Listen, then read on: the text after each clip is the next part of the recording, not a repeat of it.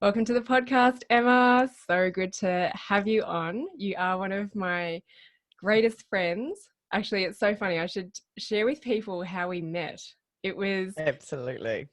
another physio friend. Well, I'm not a physio, I'm an osteo, but you're a physio. And it was a physio friend who said, "Oh my gosh, you've got to meet my friend, Emma Ferris." And we met. And within a week, we were scheming this big community event where we thought it'd be great to get 50 people. And we thought that that was really high numbers. And you had booked the location. We hit 80 people. We had to cancel that. We had to go to the big community centre. And we ended up having 350 people come to our event where we're sharing more about this mind-body connection and the deeper stuff that us as health practitioners know needs to be addressed. All the stuff around emotions and all these chronic illness and issues that people are having and they can't get to the root of it. So yeah, our relationship really blossomed within a week. We created this massive event and we've just kept in touch with one another, supported one another, and yeah, I'm so happy that that person introduced us. Me too. Kindred weirdos, we might be called by somebody else that looks from the outside, because we have this energy when we get together is pretty special. And what it showed, I think, from that event was the hunger that people have for this information, for looking at things differently, this dissatisfaction in the way they're living their lives and the way that we're taught is that we're supposed to be doing things, and that belief systems that we have imprinted. So yeah, I'm loving our journey so far, Jen. I can't wait to see where it takes us, and I thank you for all the support and encouragement and pushing along the way as you do in a very kind-hearted way. Yes. Oh, it's been amazing. And we're both Sagittarians. So I think there's something in that. Yeah, All there right. is. So tell us a little bit about yourself. Who are you and what do you do? Well, I'm Emma, and I'm actually a mum. And normally I don't ever start with that, but I am today. I'm a mum of two kids. They're 10 and 7, and they have been my biggest teachers in lots of ways in the last few years. But my other big teachers have been my patients. So I'm a physiotherapist by training, similar to you. I guess with your osteo, you started as that, and I did with my physio. But I know that I have blended and added and evolved into a very different mix of what I do. So I'm an acupuncturist, similar to you, as well as a breathing coach, breathing and stress management coach.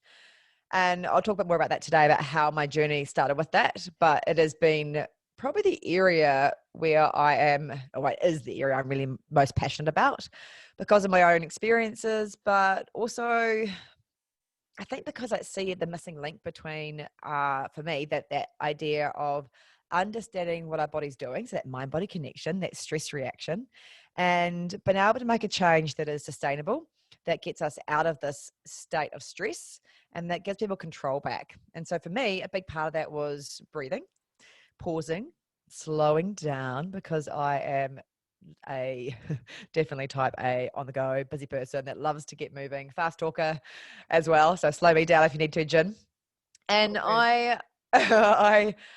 I have always lived my life at very much a goal driven pace, and for success early on was very different from what my success vision is now.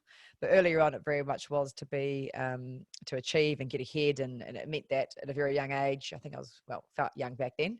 24, I started my own physio practice in a very small town of Wanaka, where it is no longer small; it is booming, and that's where you live right now, Jen. So I'm actually sad we never lived in the same place at the same time, because I think that would have been a No. lot of fun as well. And then life evolved, and my physio practice blossomed. I had several physios working for me, and then a Pilates studio at one point. And it got to the point when a few years into it, and I had this year of like massive growth and change. So I did that acupuncture course that you've done, that we met our fellow physio that introduced us. And I was exposed to some phenomenal techniques in that training, particularly the dry needling, which I then went on to teach with this amazing physio, and also to a bit more in-depth awareness of this connection with the nervous system. and how much we are driving that nervous system so hard, and we don't get taught that how to actually change it. So there was a big lesson in that year. I think it was 2009, that was all kicking off. And I also did this massive leadership course that was about 18 months, this Future Leaders program. And so I had this huge transformation of who I was and what I was doing. And then I got married as well. This whole like, oh, let's do the white picket fence thing. You know, I met my husband when I was 22, and we had visions of growing things together and building this life. But it wasn't the story that would work out in the end. I'm sure I'll share a bit more about that today as we go through. And then following on from there, the crazy year of growth and personal growth and family growth, that next year in 2010, my little boy Baxter was born. But over that year, I probably went through some of at that time, my hardest moments, where I had a condition called hyperemesis gravidarum, which is extreme morning sickness. So Kate Middleton's had it. I had it first, but I definitely think I could have done with the hell having the doctors on standby 24/7. But I didn't really understand back then what was going on, because everybody gets a bit of morning sickness here and there. Or some people do, some people don't. But I had to go extreme. Again, type A, had to be the best at doing something. And that really hurt my whole body. And I didn't realize at the time it was a lot to do with the way that I've been driving my body before that. So I figured out then I had to change some things in my life.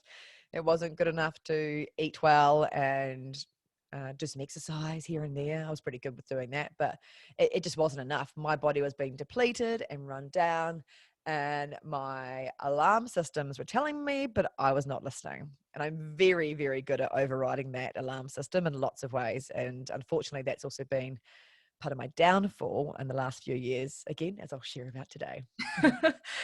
So we've got a number of things to cover, and I know you'll be really great at intertwining the story and also everything with business as well. Yeah. But before I get into that, can you just describe what hyperemesis gravidarum is for people that don't know? Yeah, so it's extreme morning sickness. Instead of just your being sick once or twice a day, it means that you end up losing 10% of your body weight. So I was growing this little baby inside me, but I was almost losing weight, and it ended up being, I think I lost, like, I'm a small person anyway, but it was a good like 10 kgs. And I think I got down to like 47 kgs at one point, which is tiny for me. And it just means you're getting postnatally depleted when the baby comes out. So your body's running on empty. Your baby's taking all the nutrients, but you haven't got much left yourself. So I was in bed for several weeks because I didn't have the energy from, if I did get up, I would probably be sick. And then I got sick, then I would end up losing more energy. And it wasn't until I kind of got doctor support finally along that journey that it kind of began to change. Yeah, and in the meantime, you were trying to run a busy practice in the background. Yeah, there was that. Yeah. There was all those factors along the way that kind of shaped my need to kind of go, all right, I got to get back to this. I'm just pregnant, I'm just carrying a baby. And it's like, no, you need to slow down. Yeah, and this is what I often talk about, being hit with that illness, the disease, or the pain and injury that forces you to slow down and then really reflect. And some people, even in that state, will not reflect, and they might come across something else that takes them out again. And so on reflection, because did you have hyperemesis again, gravidarum, with your second? Yeah, I did. Yeah, with Samara, it was worse because I had Baxter to look after. There'd been a little bit in between that phase of between when Baxter was born and Samara was when I was pregnant with her. That was a big life moment as well, and I'll share that a bit in a second. So I was really unwell with Samara and in and out of hospital, and then I was really needing IV fluids several days a week to actually get on top of the hydration and the fluid loss.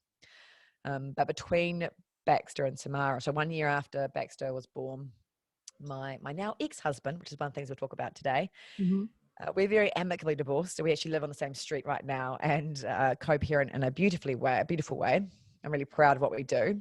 But it was at that time when Baxter was one that he finally put his hand up and said, I'm not coping. And he's okay with me sharing this, which I'm so excited about, because more men and women need to be aware that it is okay to reach out. And at that time, I didn't know what he meant by I'm not okay. And it seems crazy because I work in this mental health and wellness area, but this is this guy that was just trudging along, quiet farm boy that didn't know how to say I'm not okay. And we finally figured it. Well, I said, "Do you think you could be depressed?" And we went off to the doctors and finally got support for him. And it was a slight turning point, but not the point that we needed for that transformation. So that meant for me, I saw this man, beautiful man that I was building this life with, that he wasn't coping. And so while I just got through my illness and still feeling very exhausted post having that baby, I then had to go, right, I've got to carry the family. He wasn't feeling like he could work a lot of the time, and we're both self-employed.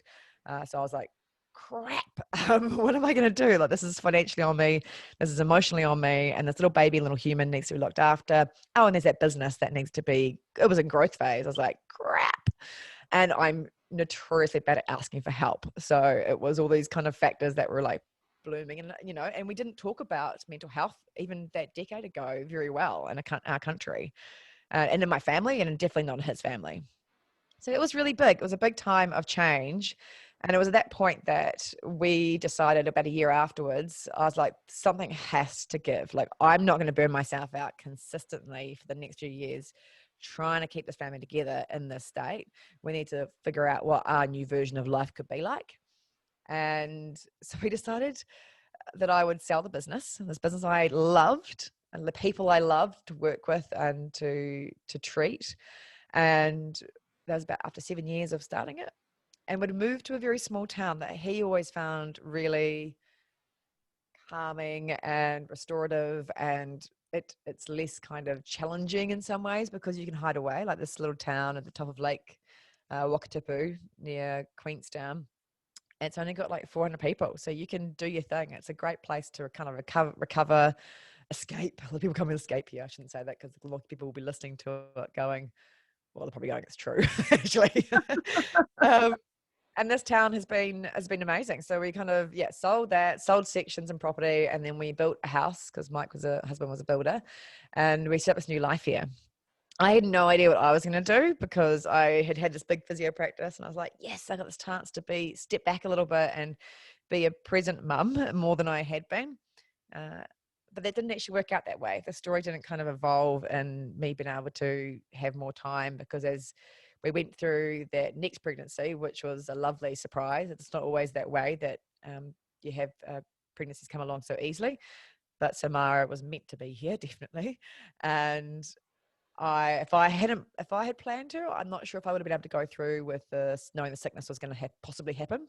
And I think there's also this fear, absolute fear with response, with knowing that I'd been sick and unwell that first time, and I did, I couldn't build the business, and I had to stop and pause. And it was this enforced pausing that was really hard. And again, I went, okay, didn't listen the first time with what I was doing. Didn't listen with the recovery after pregnancies, but I just think I was in survival mode for about a decade of my life, because financially and emotionally, I felt like I was carrying it. Wow. I know that this will help other mums out there who have experienced that hyperemesis gravidum, because I think you're sharing a lot of insight and reflection on the stress and everything that was going on in your life and acknowledging it. And I think you're acknowledging even more a decade later. Oh yeah, I'm sure another 20 years, it'll be like, oh, could have done that better. And nice to see that you're reflecting on it and you're able to laugh at it. You probably weren't laughing at all in the moment. No, but I must admit, laughter is a big coping mechanism for me. It's something that has helped me through the last 2 years, particularly, and to reframe things. And I actually realized that I really enjoy that, something to be playful. And part of that was suppressed for a while, and in the marriage, and when my husband wasn't feeling very well, I didn't have that. I wasn't received my laughter very well when he wasn't feeling good, and enjoyment. And so I kind of changed who I was a bit, and it felt like I shrunk myself down. Yeah. So we'll go into the next phase because, again, you've got more that you can share around going through a divorce and what that was like for you.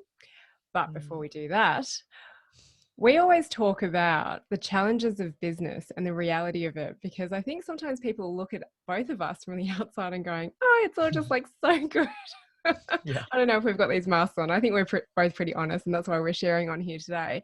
Yeah. But yeah, just to let people know that even though you do follow your passion and your purpose, there are challenges along the way.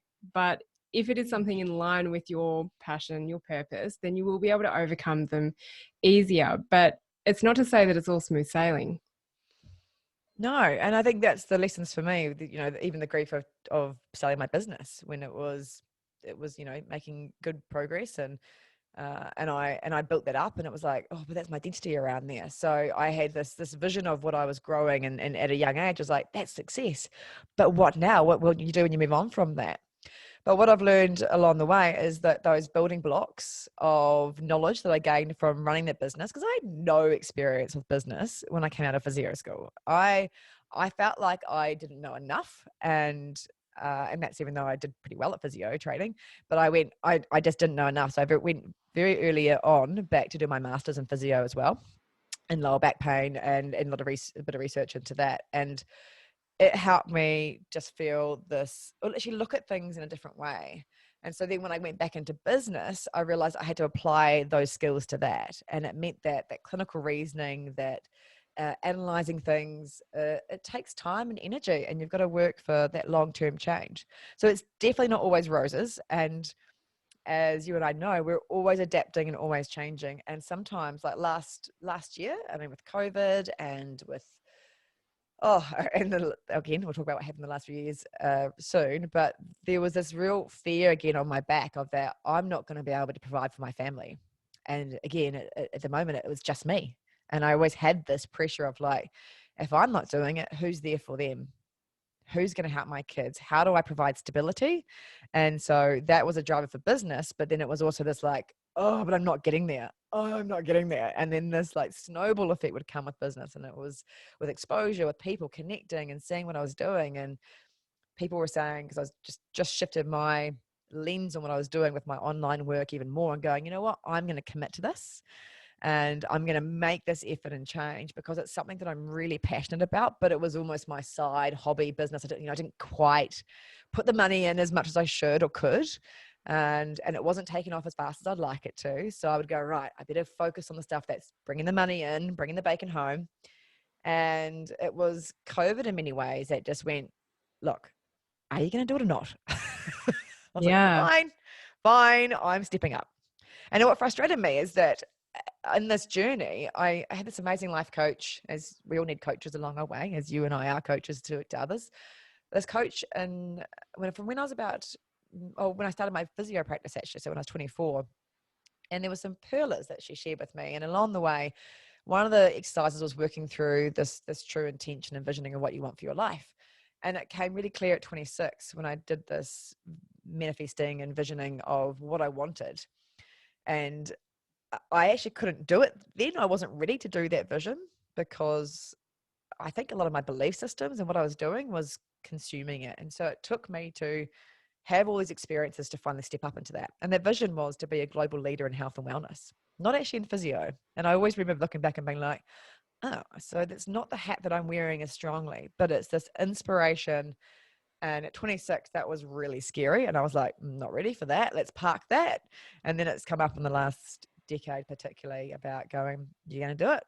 Are you going to do it? And then I still see that as, even I'm working on a global level, and it doesn't mean that it's millions of people. It can be just that it's working to one or one to many. But either way, it's making a change and a bigger impact. Yeah. Well, you work one to one with someone and everyone's life around them changes. Mm, absolutely. Especially with the work that both you and I do. It's all Yeah. about the ripple effect out. And it is about letting go of that identity of I'm an osteo, I'm a physio, and what you trained in, and just being prepared to evolve that. Like I'm going through a bit of an identity crisis at the Yeah. moment. What do I call myself because I'm not doing hands-on work anymore? How can I communicate to the world what it is I do? I know. I was thinking the same thing for you. And then again, for me, I kept going through these ideas. I'm a wellness architect. It's this transformational coach. It's like, do you know what? I still really like to stab people, make them breathe, and make them feel better. Can you just put that in a bubble? And yeah, it's a weird place to be. I don't know. I think that's not my forte. You need somebody else that's that brand person that can help you wrap it up in a tiny little package. But in the end, people don't know what it will be until they experience it. Exactly. It is so about the experience, because we were talking the other day when we were on our little hotel retreat doing our Mm-hmm. workation, that ultimately we're all after the same thing when we're working in this space. It's to get people to express themselves for who they are, be more connected, and just live the life that they're meant to. But there's all this back stuff, which is where, yeah, stabbing people with needles and like cracking their joints can actually help create more awareness around this. And unwind the physical changes that occur. I mean, that's the thing, isn't it? With what you see and what I've seen, is that our body keeps a score, as a great book from Bessel van der Kolk talks about. And it's these muscle memories, the reactivity of it, nervous system, all these things that mean that even if a past experience is gone and happened, our body can still react in that moment and feel it in a complete experiential moment. And so Yeah. you've got to be able to find ways that you can desensitize to that. And it's been a really big journey for me, is understanding that reaction to grief, trauma, and stress, which I didn't get trained enough in my physio training. And I don't know about you for the osteo, I but don't think any of us do as healthcare no. practitioners. And Even that's the some thing, is psychologists and counselors say that. true. I think you're right. They're like, let's just deal with this box up here, these top 2 inches. And, Which is the maybe, head, because yeah. I can see the video. Okay, good point.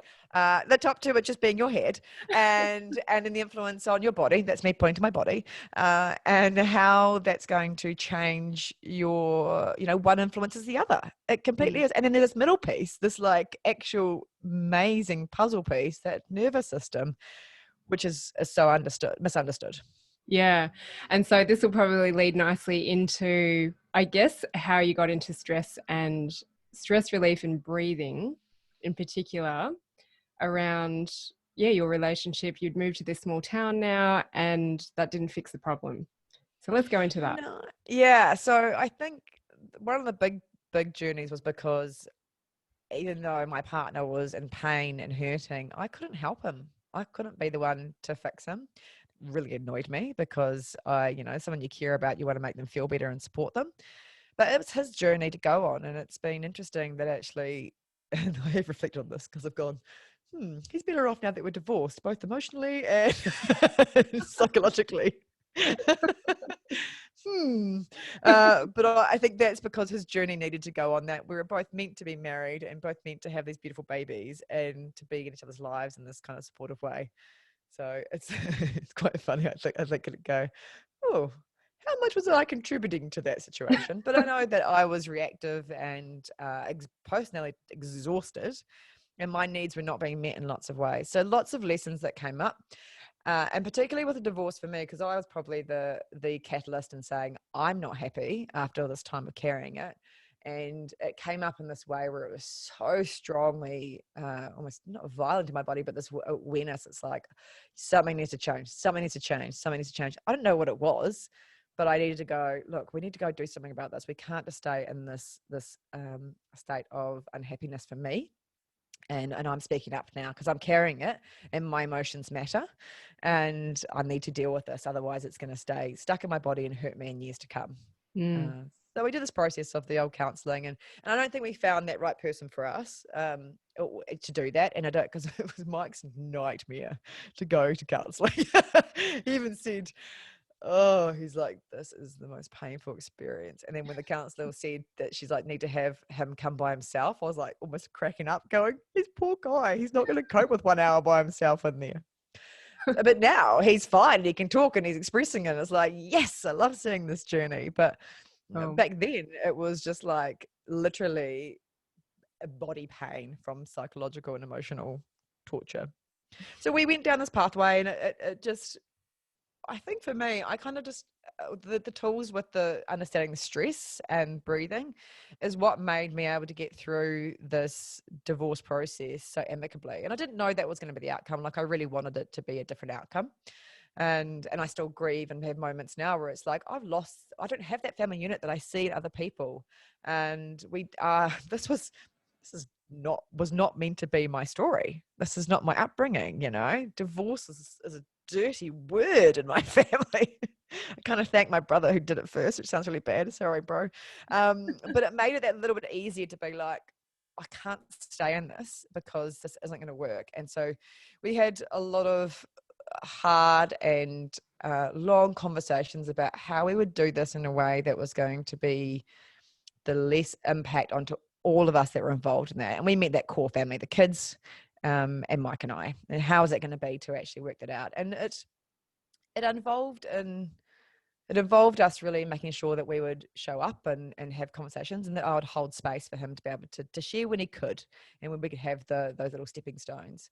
And it meant that we did things very differently. For about 4 months, we didn't tell anybody we were separating, and it was business as usual to everybody else. And I guess that's the idea of that mask that people don't see behind. And probably now my mask is like down on the floor all the time, and I probably should bring it up sometimes with all the things that I've been through. But here we are. And I think that vulnerability and openness is where others learn. So that's where I'm going to show up now. But back then it was very scary to go through that process of divorce. And I think if I do write a book one day, there's going to be 2 books. One is going to be about divorce and how people go through it in a way that can be as amicable as possible. Another one's about the con man story that we'll talk about later on. So the first one really is that first learning was that if I could regulate me, that's going to impact everybody else around. So there was different ways I would do that. It was sometimes it meant that I didn't express myself the way that I probably wanted to express myself. I would do that in different ways, like journal. I would talk with friends. I would scream in the car. I would cry, but I wouldn't do it in front of Mike because I didn't want to hurt him when he was already in lots of pain with everything else. So I made sure that I tried to find a way to express so that it wouldn't be as volatile and reactive in the relationship at the moment. So I tried to bring it down as much as possible, knowing that I had to do that. Otherwise, my body was going to be just holding, and it still did. I still remember having the classic divorce back pain, as I call it, that right side of lower back that often comes on from people protecting. And I never understood that from really, and for one of my patients years and years ago in Wanaka, she was divorcing and separating. Oh no, she didn't tell me that she was actually going that pathway. She was sort of unhappy in the marriage, and she kept coming with right side of back pain. And I was like, needle it, release it. I was like, so what's going on here? And then she came, she's now I've been a friend for years, but she came back in and she's like, my husband and I are separating. My back pain's gone away though. Yeah. I was like, yes, you've chosen, haven't you? She goes, I chose it. So, yeah. And she was the one that said to me, it's 2 years. I was like, what's 2 years? She goes, the process of divorce. I was like, oh shit, sorry. I was like, no, that's not fair. I'll fast track that. That'd be fine. I'll go faster. You know me. Can I talk about the low back pain? Yeah, go for it. Because I call it financial lower back pain, because it's a real crossover between 3 chakras. The base chakra, which is all about your sense of security, stability, grounding, foundations, and values, and getting your basic needs met. Yep. And then your sacral chakra, which is all about relationships. So relationships with family, your partner, the contracts in life, which include marriage and divorce, or even the starting or the ending of a relationship. And then your solar plexus, which is all about your identity and expressing yourself and valuing yourself, and then all of a sudden having to put yourself out in the world, especially if you're in a relationship where you're actually quite dependent on your partner. Yes. So I noticed, the divorce lower back, that's a new one, financial lower back pain, because when you think, my gosh, I'm going to end this relationship, what's going to happen with my finances? How am I going to survive on my own when I've got responsibility, especially for kids? And then I noticed that the child support question comes in for a lot of people involved in this, is where is the money going to come from? And then the solar plexus of, what am I going to do now to make an income and support myself in this divided family or separated family? So it's one of the probably hardest decisions to make. But then this is why I love sharing these stories and you sharing that client's story as well, is that when she made the decision, the pain went away. Yeah. And then it's like, let's talk to those deeper emotions. Mm. Exactly.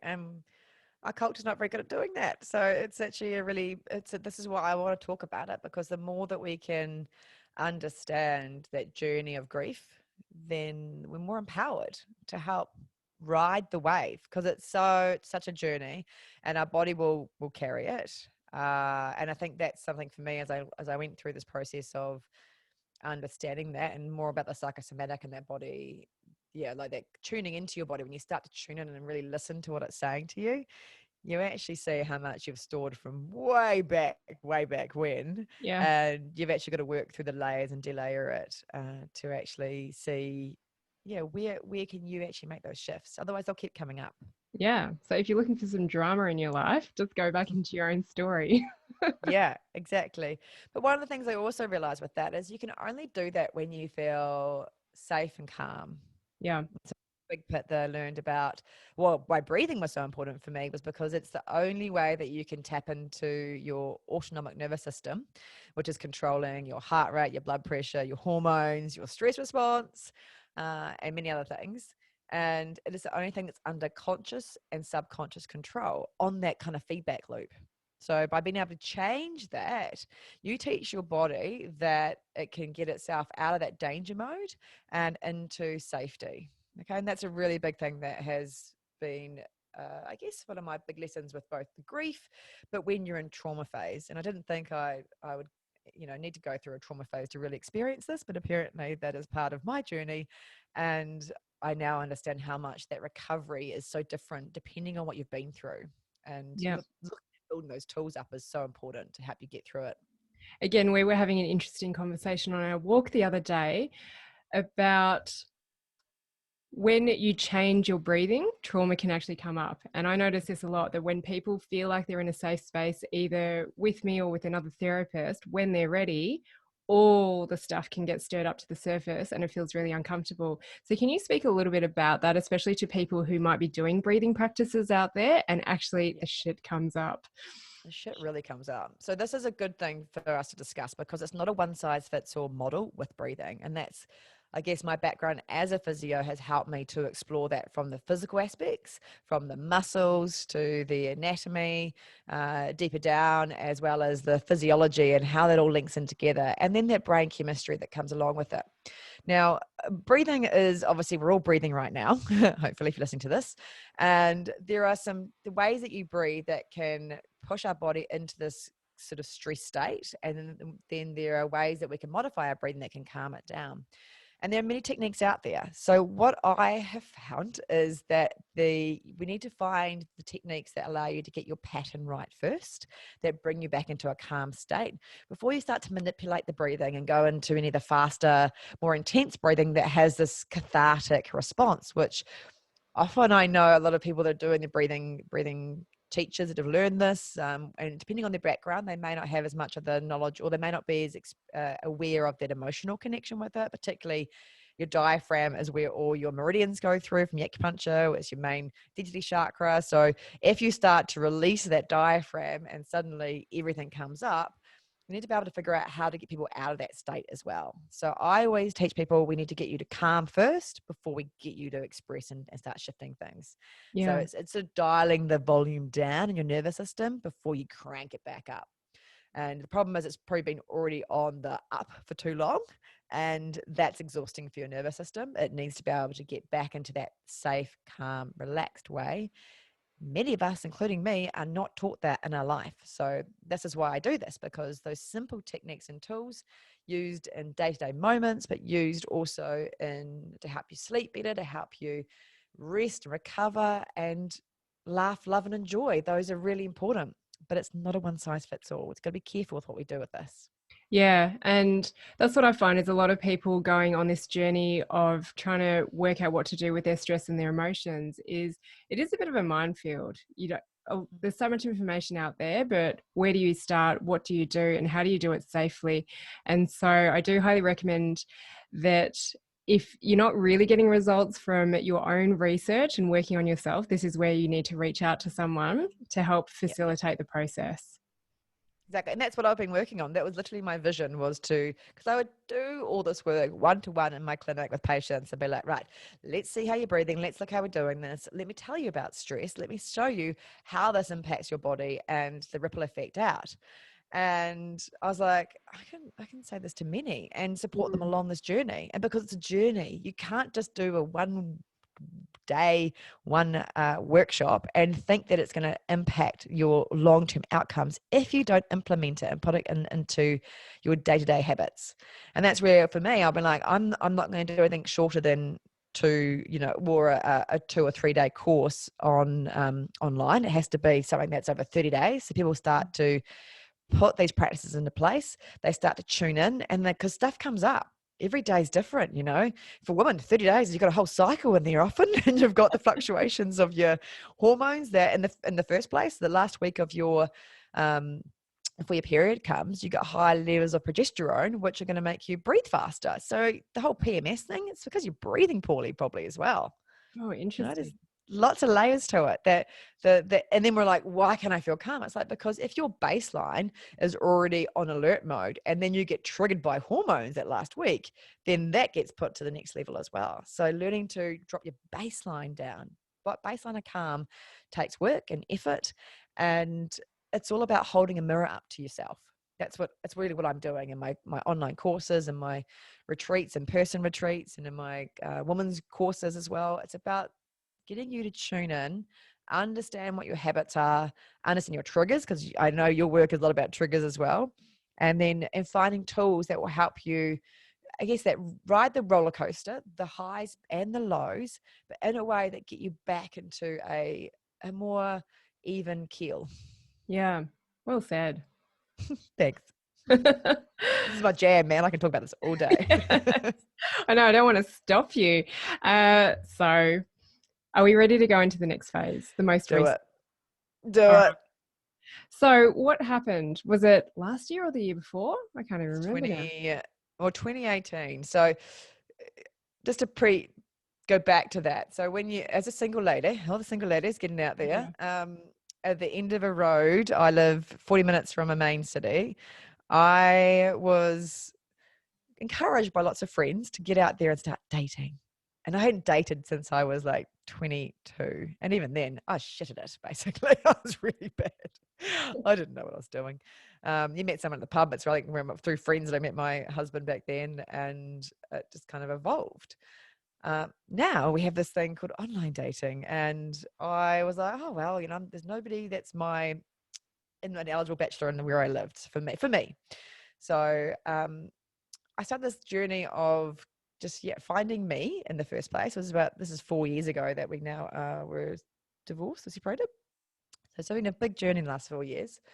And I met some people and it was nice and lots of learning. But 2 years ago, or just over 2 years ago now, I met somebody that I dated for around 6 months, just under 6 months. And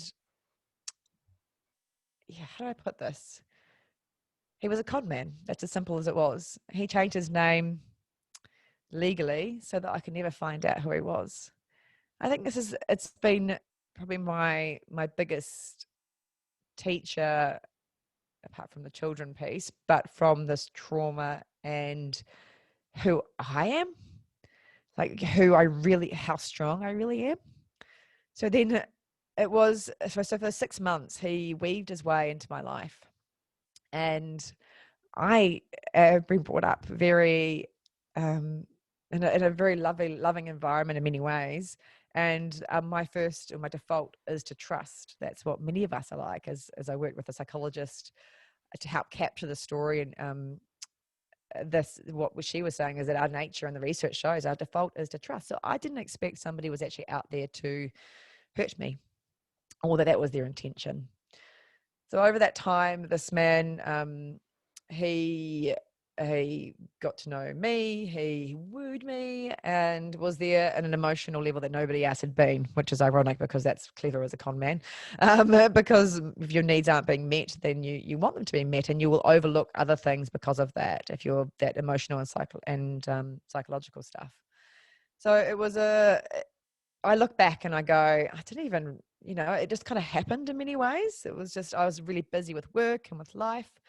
And he started to approach this idea of investing because he was a successful entrepreneur. Like, I'd seen that he was working with businesses. There was red flags when I was dating him that I was like, I don't know about that. So I would Google and look back and talk to my sister in London, who's like my soul twin sister in many ways. And we would discuss things and it would be like, doesn't quite sound right. But we couldn't find the evidence because he changed his name. And then he'd show up in different ways. So there was this kind of, you'd have like multiple lies that were covered over. And my gut was telling me it's not good enough. Something's not right here. But the psychological piece kept overriding it. And I didn't listen in, and I was too busy, as I can be, growing the business, growing the breath effect, the online, but also being there for the kids and focusing on that was priority. And again, that whole financial stability, my goal was to be, be there with the kids. I had my home. It was beautiful. I was very lucky. We'd worked really hard. I had done the OE experience like many of my friends did. I just started a business. And so I had done so much in this early phase that I was set up in some ways, but also I had debt, I had mortgages, and life was really still kind of like on the hamster wheel.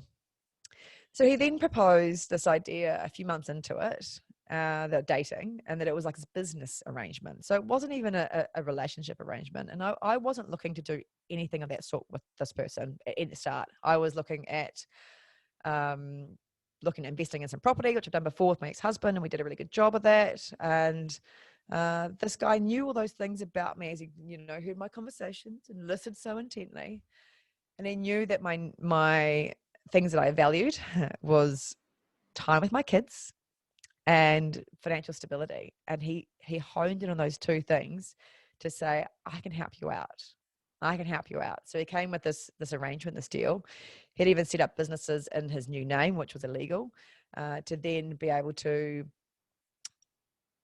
convince me that he was who he said he was.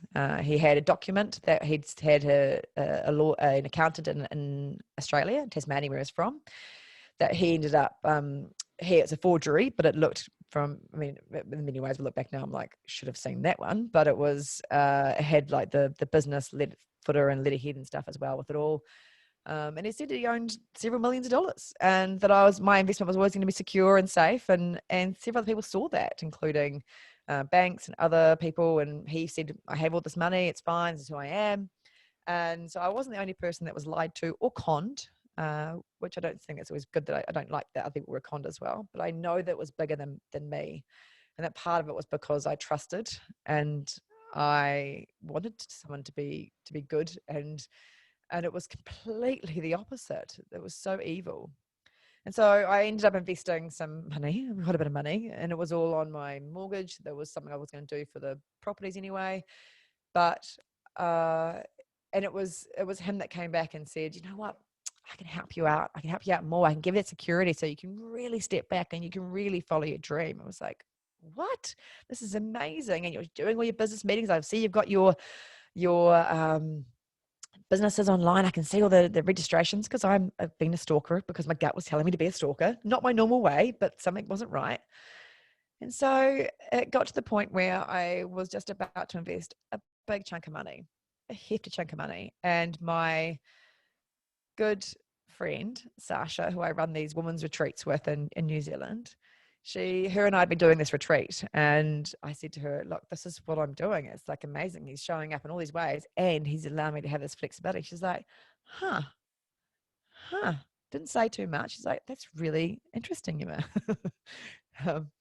And she sat with it. And then over the next weekend, she went back and talked to her partner then, Matt, and was like, I don't have a really good feeling about this. This doesn't feel right. And he was like, this sounds like how my father was conned, and or somebody else that he knew had been conned. And he goes, you need to do something about this. She could be being conned. And So they knew that the way that I am, they couldn't just come and tell me that. And I'll be like, oh yeah, sure, I've been con. Thanks, guys. I'll just break up with them. They were like, must show her evidence, must prove it. And so her and my other good friend Joe and their partners went down this rabbit hole of going deep dive into Magnum PI styles, searching deeper than I had done, or I thought I'd done the research, but not like them.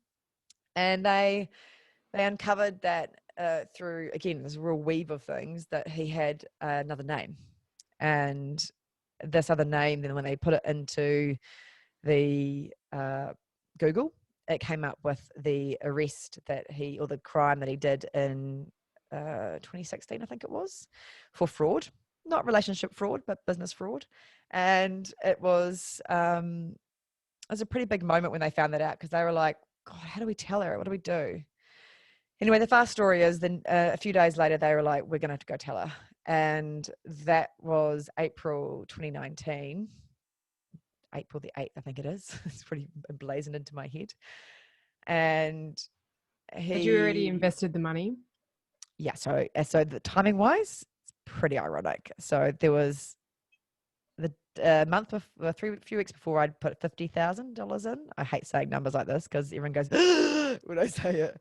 And I, like, that was all mortgage, and I set up loans. I had a lawyer. My lawyer was involved, documents and stuff. So it was like, Everyone I've got security.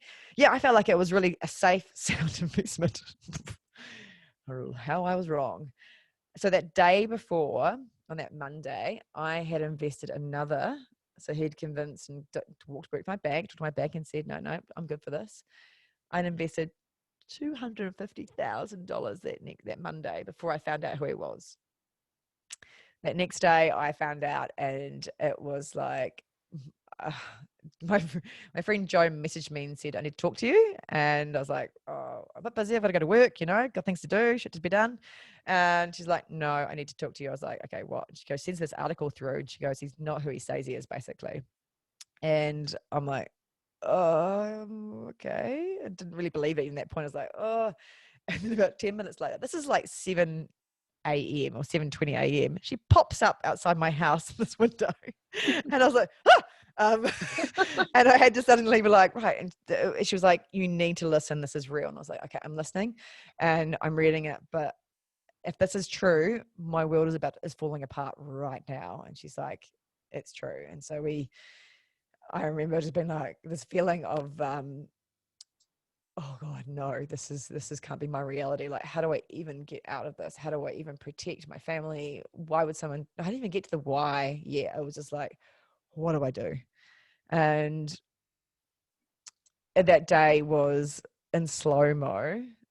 And it was a day that I didn't know I had as much power and strength and bravery than I do. It was an intense, amazing day. And I remember Joe had left the house and it was still in the morning, and I sat on the side of my bed. The kids are out in the living room, and I just sat down and I was like, nobody does this to me. He's not going to get away with it. And I'm going to fight, and I'm going to fight because nobody hurts me like this. And it was that choice. And I realize now how powerful that moment is. As I've done the research and looked into this and tried to understand how did it even happen and how do I recover, this lotus of control is so important. And when you are powerless, it keeps you in that freeze mode and that state of being unable to let go and release, or basically exhale. You're kind of like, and I already feel myself going. I was hijacked, and my nervous system was like, right, you must get out of this, figure it out. And so it was step by step, and I had Joe there through that day, and I managed to freeze some of the money with the help of the fraud department, or most of the money. But the only way I was going to be able to go and get that money was by going to the bank with the con man, with Mr. Tonks. Bearing in mind that day, it's a big story, but that was the only time I ever saw him in person physically until the day that he was in court and standing charges for this. So it's a long story, but the crux of it was, and after 2.5 months, I had to pretend. From that day I found out who he was, those 2.5 months, I had to pretend that I was a victim and he did that. I didn't know who he was, and that, as in I still thought he was the same thing. I had to work to get my money back as much as possible, and the lies kept coming through. There was a lot of lies from him, and it took those 2.5 months just holding my head above water and fighting that somehow we worked with the police and built this case, and he'd flown back to Australia to kind of, run away and hide. And then he flew back into New Zealand after I don't know for what was the final straw, but we think we convinced him to come back to New Zealand to give the relationship a go. I don't know. It's pretty, who knows what he was thinking. And there was other cons ahead on the go that I think he was trying to get going. And I knew that he was going to be arrested on landing if he did ever come back in the country. And that's what happened. So then there's this moments of like relief. Like that day that I found out he'd been arrested, it was just like drop to the knees. I know it was in my house. Like a lot of this time I had done this solo because I'm not very good about reaching out for help. And I didn't have that person in my life that he was trying to be that person, but he wasn't very good at it. And then I was the one trying to pull it together. And so that moment I got that phone call from the detective saying, we've got him. I don't know how the sound would have been if someone recorded it. It would have sounded like a dying animal or something, but it was like a cry, laugh, and like evil at the same time. And I just was like, I got him.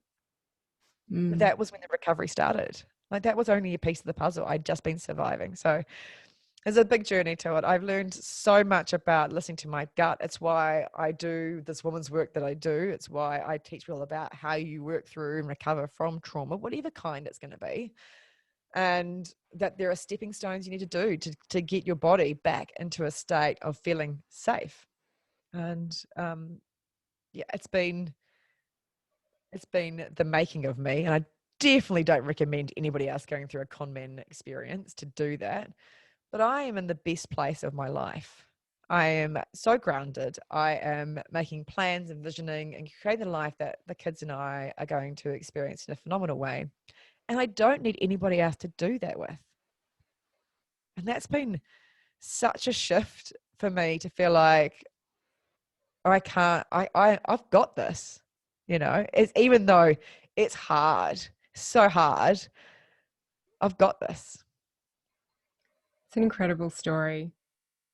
And the weird thing is now, especially talking about it with you, Jen, obviously it's feel like I'm sharing with a friend, but I know that people listening are going to be like, what the fuck happened there, lady? In many ways. And you actually, from the outside, people not knowing what was going on would have thought, I know. you're still like going absolutely fine, but you're organizing, what is it? You call it conning the con man. You're organizing your own con in the background. Yeah. So it was, I had to put the mask up. I was like, I've got to survive, and I can't let people know what's going on, because if it got back to him in any way, the community in New Zealand's small. If he knew that I was going to the police and working with them, then I was worried that something was going to happen. And I didn't know who this person was. As a psychopath or sociopath, whatever he is, it's very hard to know who you're working with. So for me, safety was paramount, and that for me and the kids. And there was moments where I think people feared for my safety more than I did. Maybe that's my reckless nature. Not reckless, but just that I felt like I knew what I was dealing with. But their fear was almost worse to deal with sometimes. And as you go through any grief experience, you kind of, sometimes you have these out of body experiences when people say things. Whether it's that you're going through a major illness. My sister Sarah in London had cancer a few years ago, and so my sister did too. But I remember Sarah talking about the cancer bingo. People would say things, and you'd just be like, "Yeah, at least it's only like stage 3 cancer." It's like, it's still cancer, people. Or you lose a child, and someone says, "Well, at least you've got another child." And so people would say things with this, and you'd be like, right, so you're not quite getting the fact that I'm going through a huge life trauma right now. Okay. I remember one, bless them, someone said to me, oh, I lost more money on the share market. And I was like, did you date the share market? Because I'm pretty sure it's bad when you date them and they fuck you over. Uh, sorry for swearing. So good. But that came out of the con man process. That was my cathartic experience with swearing. I think there's this innate learning to listen, people, that has come out of this. And I would like to think that now I'm a better listener, that I can stop and pause and just hear what's going on in someone's life. And we teach this in women's retreats, our online stuff, our in person, that just learning to stop and pause and connect with somebody is so powerful. And that can help somebody as they go through a traumatic experience. You don't need to fix it. I know that several people in my life were just like, I wish I could take the pain away from you. But you can't. But you can be there for me, and you can just hold my hand or let me cry. Just Yeah. let me be there. Let me dissolve, because I didn't have those people to let me dissolve. Yeah. And I feel like this ties into what you said about your divorce as well, is that you couldn't actually help your now ex at that time. You had to let him go through that journey, and you held that space for him on Mm, reflection. And I can't imagine how hard it was to go through this with the con man and have to not be able to speak to other people around you, because that is the way we seek out support. yeah. And to have to, yeah, keep it all behind closed doors, because it was kind of painfully slow but fast at the same time, the process of actually catching him, wasn't it? Because you knew for months, and you just know he's going Oh, around in yeah. society. Yeah. Yeah. Everybody. I was worried. I mean, he was working on his other cons. He'd changed his name in Australia. I was working on that, changing his name in Australia. And in many ways, so Sarah in London, who my lovely sister there, um, her and I have helped share this story so people can learn from it. So our podcast that is helping to share the story, Conning the Con, and we're very lucky to be joined by the amazingly talented and beautiful Dr. Sophie Muir, who's a clinical psychologist, to help people unwind this kind of behavior, these lessons, these learning to understand the red flags and the boundaries. But Sarah, along the way, was my true crime sidekick. And again, never thought I'd have this experience in my life. And we still laugh. Like, so she's my laughter medicine. And even though she's on the other side of the world, we connect daily with what with this whole process. And when I was like, I can't cope with it, I can't message him back, because I never saw him or talked to him in person from that day in the bank. And the day that I found out who he was, it was all just messages, and it was just all manipulations back from him. And I was like, how do I kind of frame it so I get the money out of him? And then she would often like write a message back for me like, just send this. And I was like, oh, thank God, someone else is helping me out. Your copywriter. He's my con copywriter. My connie writer. We've got so many bad plays on the word con. And the first episode of which is out. I don't know when this is going to be released, but the first episode's now is out, and it's the rom con, not the romantic Rom-com. comedy. So we've got lots of laughter, because if I didn't laugh at that process, the ridiculousness of it would have been too overwhelming. And it was my way of tricking my nervous system. And he kind of added to it. He actually helped the laughter, which, again, I'll never really thank him, I don't think, for this experience. But Well, it and I was haven't. ironic because what was the TV show that he Oh, Dirty John. Yeah. So my sister Sarah was watching Dirty John in London and was like, you need to get him to watch this. This is before we were dating. I was like, oh, okay. So we sat down and watched it together for most of it. And then he's like, oh, I'll just watch the rest on my own, sort of thing. I was like, too close to home. So And even she FYI, looked at Dirty Dirty John is Andrew. about a con man. Yeah. So it's basically my story without the murder at the end. So it's New Zealand's Dirty John, is the way I put it. So it's been, I don't know how this has happened in my life. I just keep going, oh, well, it's a weird one for the grandkids to say in a few years' time. But I do realize that this experience has shaped me. And the more that I share it, I have more open and vulnerable conversations with people. Mm. And I'm at this place right now where I am going to share it. This podcast is very raw, and I never thought I'd be able to step up and do this. And there's part of me that I have to work through that shame that this happened, that I was conned. And that's a big, we've got people that we know that have been conned as well, that just can't talk about it in this way. But I want Mm. people to know that, first of all, there's help in lots of different ways, and that, yeah, you're stronger than you think, but you can do things to get yourself through and recover, whatever it is. Yeah. Now, I think a question that people are going to have is, did you ever get your money back? I got a lot of it back, but so that day that I went to the bank, I managed to freeze 200,000 in there. And the podcast will explain the rest of the money and how it trickled back through, but there Oh, was yeah. still a big chunk outstanding. And so the judge then, in sentencing, said to him, he's still in jail right now at the moment, that he had to pay reparations of at least 78, I think it was like 75,000. I can't remember what it is now, because I kind of blur a lot of the stuff, the trauma process, you like numbers and things. I'm like, Mm.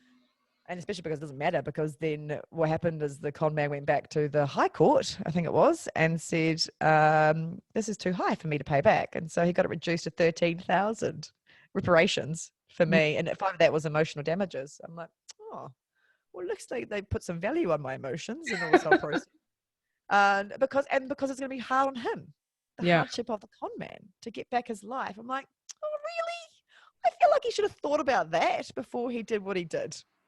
So it's been, Consequences for taking responsibility for your actions. yeah. Oh, especially because all the apology letters that come out. Like, I just spoke at court to do my victim impact statement, which Yes, was I wanted to go through this because this is really big and something that a lot of people may not have done. But yeah, no, and we share this in the podcast. That actually, oh, people okay. have been saying to me, we're going to record the actual victim impact statement, because people are like, what does it even look like or sound like? I'm like, oh, it sounds like pain. It sounds like my verbal pain, and no one prepares you really, I think, for what the court process is going to be like. And so I drove down to Invercargill. I've actually been to court twice before that. So once before that, in November the before, which was for a sentence indication, which was basically to figure out how long he would get if he pled guilty. It's like, so they kind of say, like, if you take a little, just say you did it, we'll just take a little bit of time off, here you go. It's crazy. And so I'm sitting, or the day before I was going to be going to that, the detective was going to be going with me. He's been, again, my rock and amazing all the way through the process. And then that Sunday night before court, he goes, I've got called to Invercargill. I can't make it down there. And I was like, oh, I'll be fine. I'll just go along.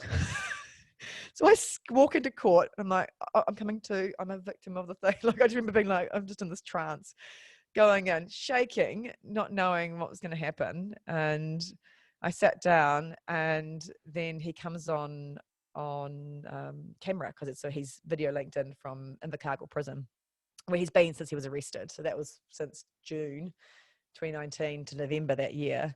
And I just sat there boiling. I've never felt probably as much anger as I had. And as the judge went through the case and was explaining things, and then his defense got up and was like, well, he tried really hard because he paid that money back at the start. So he's worked really hard to, show that he's a good person.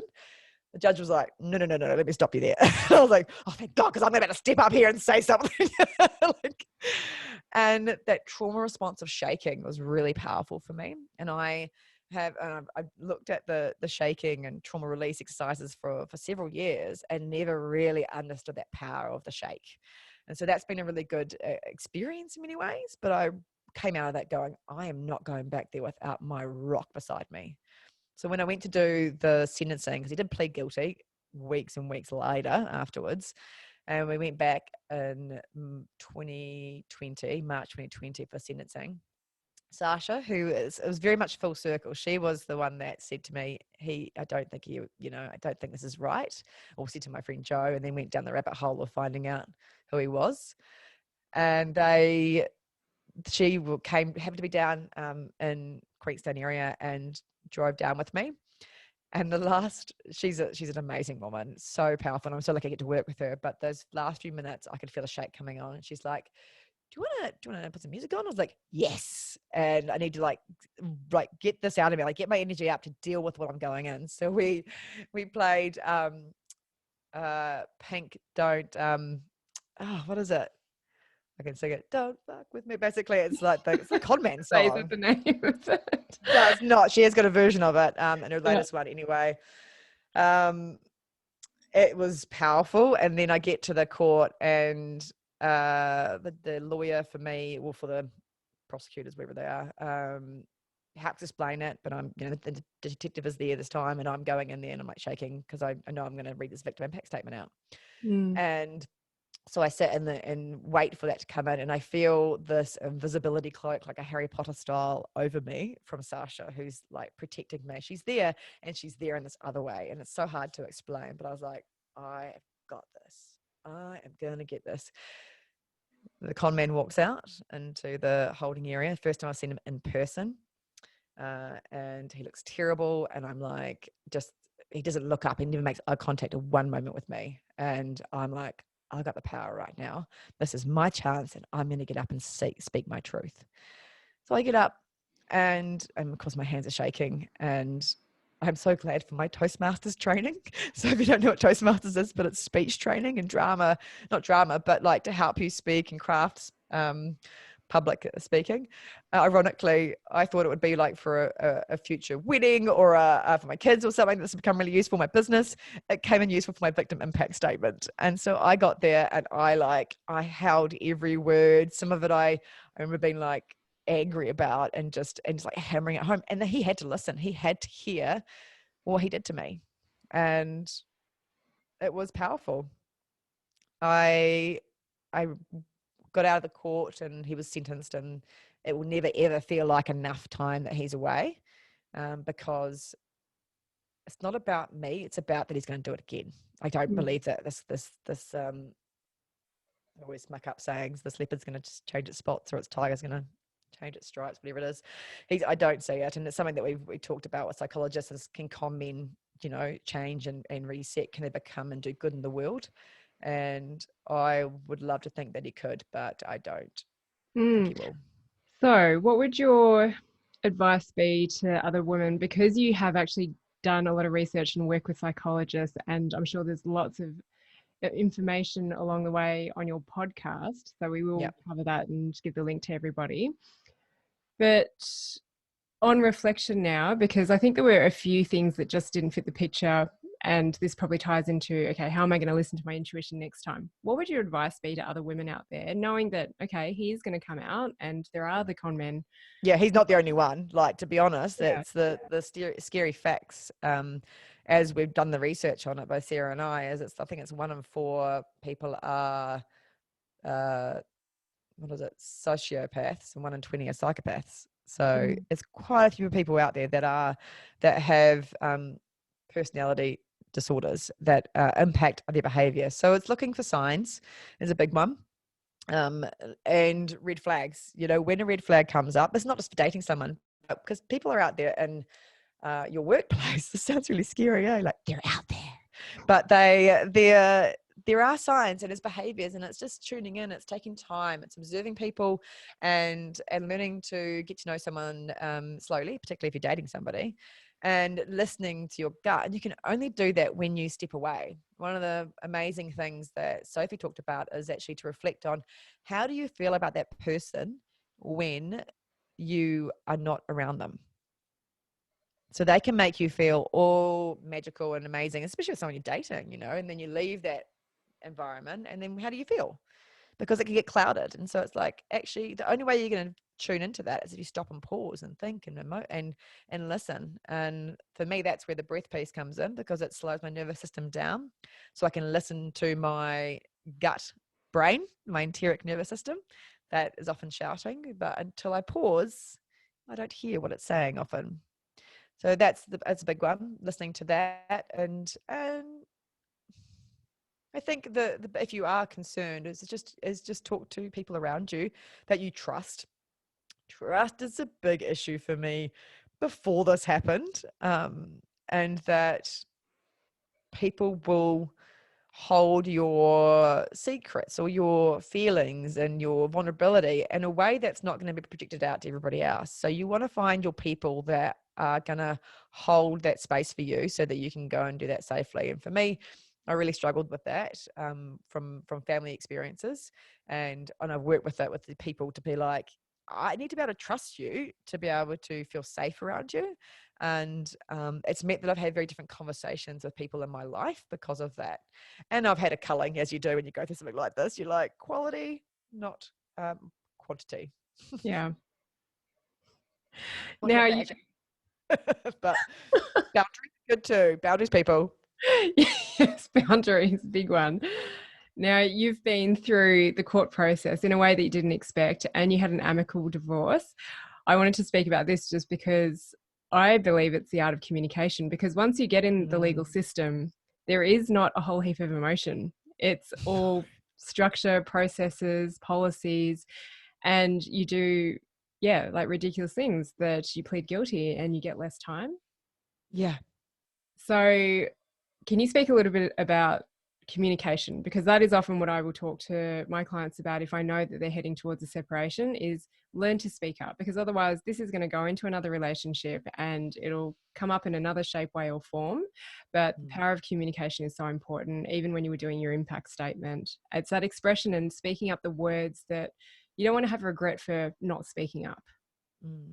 Yeah, I have learned so much around communication for that reason, because our marriage was one we didn't fight, which is often a sign that we're also not expressing ourselves, and lots of ways. Don't need to be fighting to do that, but we didn't have um, the big arguments by any means. It was, and that was a lot because I didn't want to actually hurt that person. I didn't want to express my feelings. So one of the things I really learned over this process is a great skills and techniques called nonviolent communication, which it's, MVC. It sounds like it's, you shouldn't be hitting anybody anyway, but that's not about that. It's about somebody feeling so safe that they can open up. It's the stuff that we teach on the retreats and on the courses. And for women, they go home and like, I've got to teach my partner this, because you finally feel like you're being heard for once and being listened to. And a lot of is about actually pausing, hearing what somebody's saying, and then even repeating it back and being like, oh, this is what I'm hearing you say.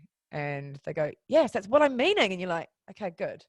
And then you get a chance to express yours if the relationship goes right with that. But again, it's doing it from a grounded, calm place, making sure you do it in a time that's going to work for somebody else, and understanding what their needs are and what's going on with it. And I think sometimes one of the things I've done when I've worked with people, whatever, when I think about my ex and with people that I work with and friends that maybe don't express themselves maybe as kindly to me as I would have hoped sometimes, or even if it's me, I go, okay, let's step back. What's going on in their lives? Yeah. We've got so many facets. Have they not slept well? Have they got emotional dramas going on? Have they got grief that hasn't been talked about for years? Is it something that they aren't able to express that has been, boiling up? And now I have this kind of weird superpower with people's breathing that I can see these different emotions that kind of like where they're holding. I'm like, okay, Yeah. so without being too full on, but I'm guessing you maybe got some fear or anxiety or stress coming up, and or maybe there's an anger there, and they're like, how did you know? I was like, well, your body's holding in that pattern. Yeah. Mirror people. Yeah. um and then they go, yeah, I've been really sad over the breakup of my relationship with my girlfriend for the last 2 years, and I don't know how to work through it. I'm like, well, let's work through it. Yeah. Let's talk about it, because It's when you actually just speak to it and you see it and someone else sees it in you. You're like, oh God, I'm not actually hiding it that well. oh no, like You have to be as blunt, much as isn't it, Emma? yeah, as much as I say that people didn't probably see that, like they may not have seen that I was going through. People may have seen that something was up, but they Yeah. didn't even go, "Hey, you okay?" And that was interesting too. Is like, who are you people that are going to check on you and be like, "Right, are you all right? What's going on?" To make sure you feel okay to say that. And I look back, and because the photos are from that 2019 year, which ironically ended up being one of my best years as well. That last 6 months was fabulous. Put them in jail, and I had the most amazing 6 months. And I had these photos because again, weird things in my career as a physio or as whoever we are, about. He got arrested in June, and then a week later, I'd already planned a trip with my sister to see my sister in London and friends in Germany, which sounds really expensive. And I was like, I was going budget class with my kids in tow, and we were just dossing down to people's places. So just bearing in mind, I don't have a rich lifestyle by any means. It was just that family means a lot to me, and I want those moments with those people. It was very convenient that was already organized before this all happened. So I got over there to England and with 2 kids in tow, all jet lagged, and I was emotionally spent, and she just basically picked me up and carried me there. Mm. And I had a month there with her and friends, and then it was so healing being away from from this whole experience. And then I got back to New Zealand, and 2 weeks later I had this phone call from a New Zealand pro golfer, and was like, do you want to come? I met him early in the year with some golf tournaments, and he's like, do you want to come to Europe, maybe China this year to like help out and be my physio? And I was like, yes.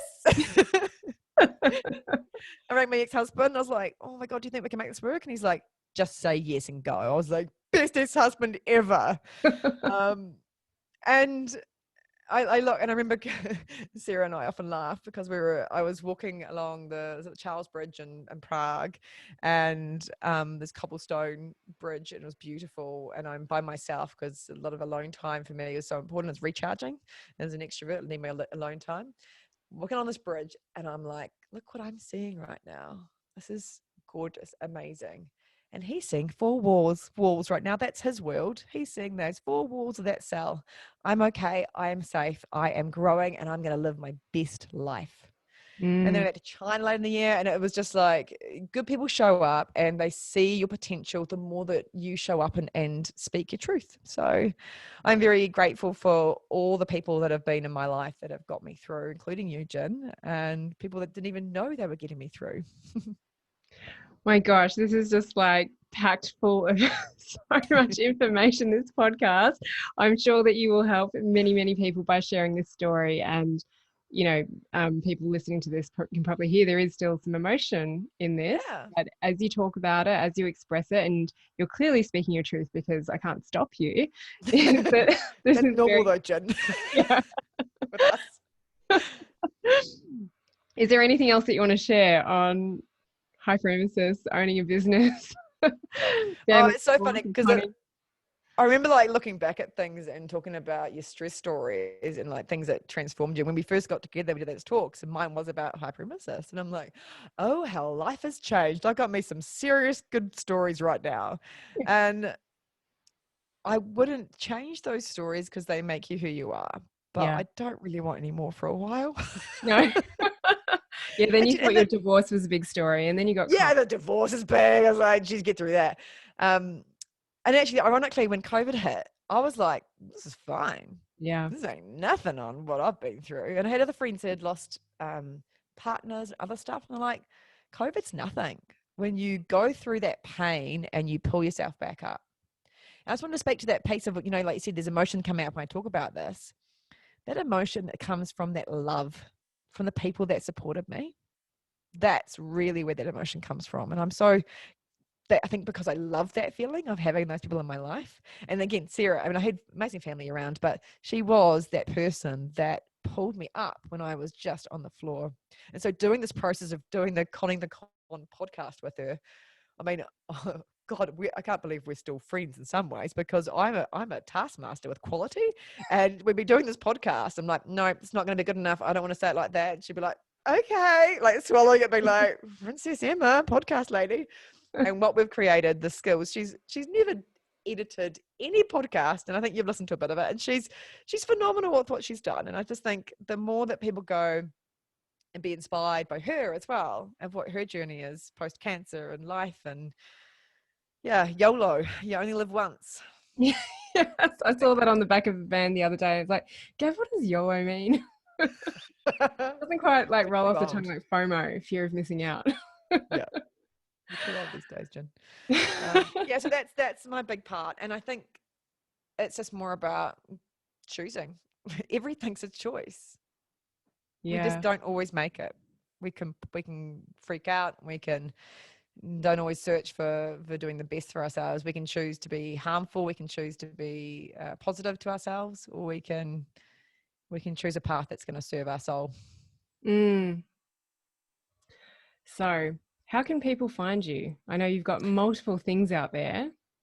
Yes.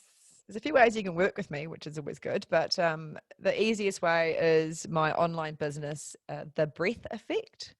So the breath effect is something I created 4 years ago with kind of that recovery after divorce, and thinking this is what I wanted to share, and having that final push to get it out there. And so there's a few ways that the breath effect works to influence people. I do speaking engagements, but I have got some online coaching and training that I do. There's two 30-day courses, so 30 days working with me and having live training over that time, which helps people to reset their nervous system. And that for me has been, it's hard to kind of explain sometimes. I'm like, just change what we're doing, but it's bigger than just changing your breathing. It's looking at the habits, it's looking at the emotions, the triggers, and the way that it impacts your sleep. And so there's two courses. I've got one that's designed people that have got feeling stress and anxiety, gone through trauma and grief, for men and women, and that's Breathe Right and Reduce Your Stress. And my other course is the Busy Woman's Guide to Cultivating Calm. And that I launched last year, and it really is a result of what I've been through, because this process of learning to reset after trauma for women has been one of my biggest lessons. And I've got some amazing women that have joined me to help share their stories on there with interviews, including yourself, Jin. And it guides women through over the 30 days with me doing our live trainings each week, this process of tuning in. And so looking at our mindset first, that first week, looking at the stress response, really understanding the science and nature behind that, working on our body, tuning into the body, and then finally, and the most important, most delicious part for me, is tuning into the heart, the bit that gets missed. So it's this process that people go, well, you don't want to go retreat, you got to go in person. I'm like, yes, you can, but what if you did something small every day, that with supportive environment, with women that share and connect and do that MVC, that listen, it's really, really amazing.